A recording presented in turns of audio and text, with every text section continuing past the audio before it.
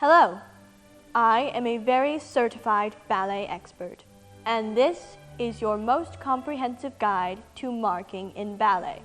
Marking refers to a dancer's act of practicing the given choreography in a reduced or simplified form. Marking is a common practice among dancers, teachers, and choreographers, most often used to learn choreography during classes and rehearsals, as well as serving as an effective way to communicate to your teacher and your peers that you know the choreography, whilst exerting as little effort as possible.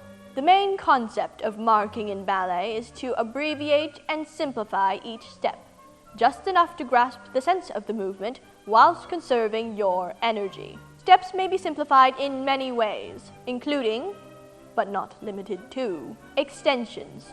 All extensions must be lowered significantly. The flexed foot is obligatory for authentic marking. Relevés. All relevés are replaced with a one-footed equivalent, or alternately, an emphatic straighten of the supporting knee. Jumps are also replaced by a one-footed equivalent, or alternately, a slightly more emphatic straighten of the supporting knee. All footwork can be abbreviated to tiny foot stomps in varying emphasis to match the rhythm or the music. Turns can be marked in several ways. The clap, the snap, the modified clap, the finger spin, the random slap, tiny foot stomps, and the head twitch. As with many things in ballet, marking can be performed at multiple levels. Let us begin with level 1. This level of marking is the most involved and closest to performing full out. The legs and footwork are marked, whilst the port-de-bras and the épaulement are performed in full. This level of marking may also be called walking the choreography, provided that the dancer maintains the proper spacing throughout. The dancer may add a suitable amount of artistry, if desired. Additionally, some individuals consider marking the port-de-bras to also be an acceptable practice while marking, although in other regions, marking the port-de-bras can be considered a severe misdemeanor, punishable by immediate death or banishment. Now, level 1 of marking is already considerably energy conserving, but you are shortly to find that dancers are very efficient people. And so level 2 of marking in ballet is performed with the arms only, fully utilizing the fact that the arms can be very effective mirrors of the legs. As you can see, the arms, if used correctly, can almost exactly replicate the movements done by the legs. Although generally performed stationary, you may also travel slightly and utilize your plie if desired, in order to more accurately portray the movement. Exaggerating the extensions and pointed feet are obligatory, of course, in order for you to fantasize about the feet and extensions you wish you had. If you would like to achieve ultimate efficiency in your marking, we shall move forward into level 3. Here, the marking is performed without using the rest of the body, only requiring the wrist and hands. Because of this space and energy-efficient method, level 3 of marking can be performed in almost every scenario, provided you possess a certain disregard for the opinions of others.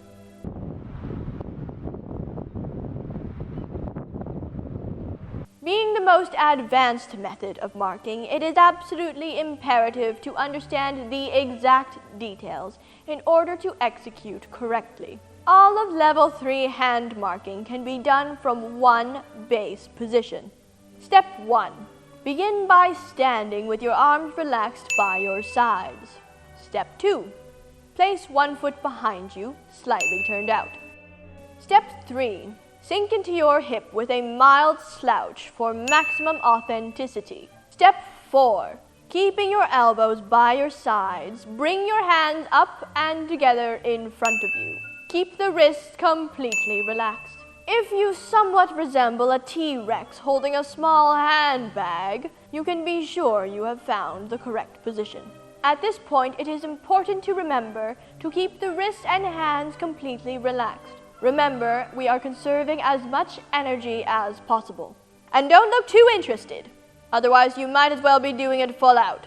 Instead, you must maintain your blankest expression while marking. We want nothing behind those eyes. You will shortly find that many ballet steps can stem from this one position. First, second, third, fourth, and fifth. Tendus, extensions, retiré, plié, relevé, sauté, and many others. As a matter of fact, due to level 3 of ballet marking being so clearly sophisticated, all of ballet's vast vocabulary can be marked using this method. Here is an example of this concept in action.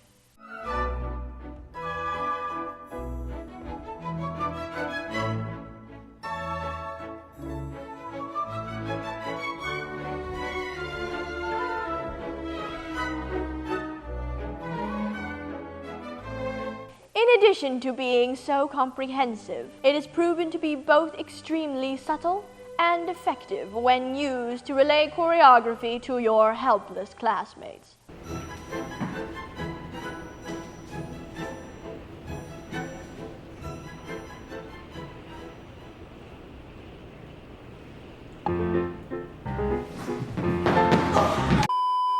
As you can plainly see, a very straightforward and reliable marking method that is simple to understand and not at all confusing to decipher. Now that you have mastered all 3 levels of ballet marking, I'm sure that you will have no trouble at all in deciphering the following combination.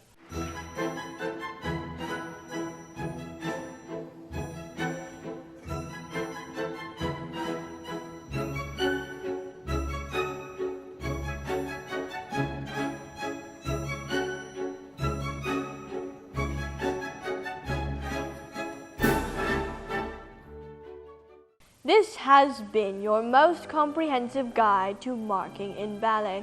Next time you are at a ballet class, you will be able to clearly communicate your understanding of the choreography without exerting yourself in the slightest, because now you know how to mark like a professional dancer. Thank you.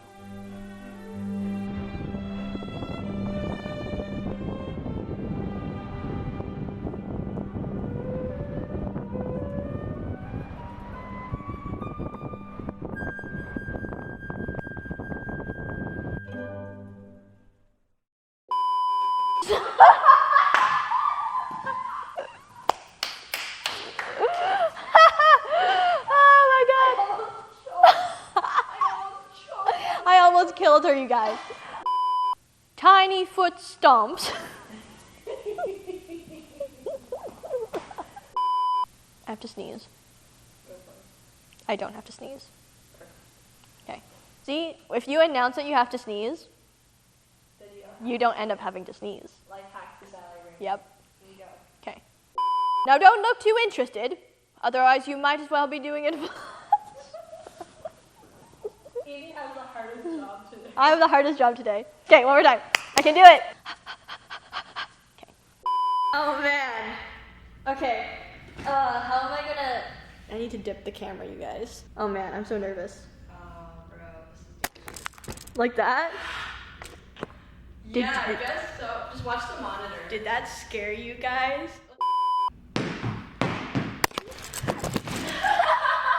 I almost dropped the monitor. You can't do that. That was so scary. Immediate death or banish. I'm sorry, So camera. scary. We love you.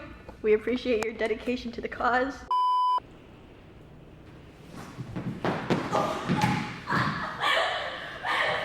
I didn't even see it. It actually hurt.